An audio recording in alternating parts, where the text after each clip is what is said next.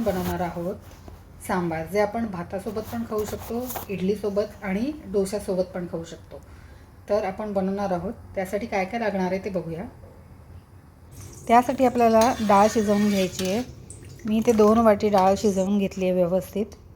आता आपण फोडणीसाठी कुकरमध्ये तेल घालून घेऊया. त्यातच आपल्याला 1 चम्मच राई घालायची आहे.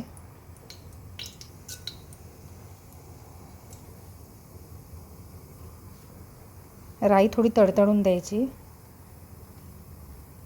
व्यवस्थित फुटली पाहिजे म्हणजे तिचा फ्लेवर येतो. त्यातच आपल्याला कढीपत्ता घालायचा आहे. आलं लसूण पेस्ट घालायची आहे. हे व्यवस्थित फ्राय करून घेऊया. त्यातच आपण चिरलेला कांदा, 1 मोठा कांदा घेतलेला आहे मी, टोमॅटो 1,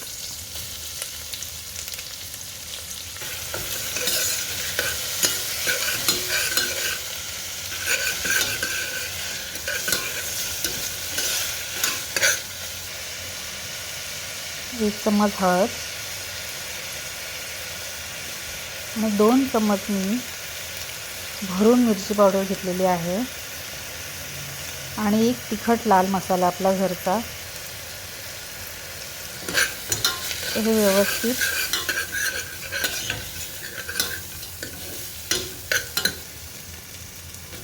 मिक्स झाल्यानंतर आपण मिरची घातली आहे, अख्खी मिरची. त्यातच आपण कैरी घालणार आहोत. आपण चिंचही घालू शकतो, पण कैरी असल्यामुळे कैरीही छान लागते. आता यामध्ये आपल्याला सर्व चिरून घेतलेल्या भाज्या घालायच्या आहेत. मी इथे भोपळा घेतला आहे, लाल भोपळा, सुरण, गवार आणि शेवग्याच्या शेंगा. हे व्यवस्थित मिक्स करून घेतलेलं आहे. यातच आपल्याला घालायचे सांबार मसाला, एव्हरेस्टचा सांबार मसाला यूज केला आहे मी. तो असा मी 3 पूर्ण चम्मच भरून, जे आपले मीडियम साईजचे चम्मच असतात ते भरून घेतलेलं आहे. आता हे मिक्स करून झालेलं आहे व्यवस्थित. भाज्या आणि मसाला मिक्स करून झालेला आहे व्यवस्थित. त्यातच आपण शिजवून घेतलेली डाळ घालायची आहे आणि पाणी थोडं जास्तीचं घालायचं. भाज्या शिजायला हव्यात आणि सांबार थोडंसं मीडियम पातळच ठेवायचं आहे, फार घट्ट करायचं नाही आहे. तुरीची डाळ असल्यामुळे ते लगेच घट्ट होऊ शकतं.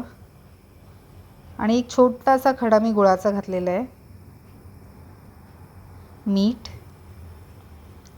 2 चम्मच. आपली जेवढी क्वांटिटी असेल त्याप्रमाणे आपण मीठ घालायचं आहे अंदाजाने. आता बघा, हे मिरची पावडरमुळे इतका सुंदर कलर आलेला आहे सांबारला. आता हे व्यवस्थित भाज्या शिजेपर्यंत शिजू द्यायचं आहे आणि आपल्याला जितकं घट्ट किंवा पातळ हवं असेल तसं ठेवायचं आहे.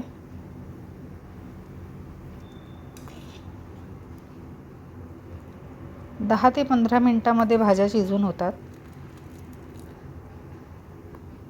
तर यावरच आपल्याला कोथिंबीर घालायची आहे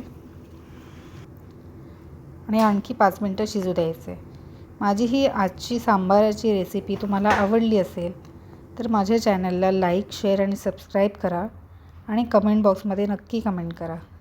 भेटू पुढच्या रेसिपीमध्ये.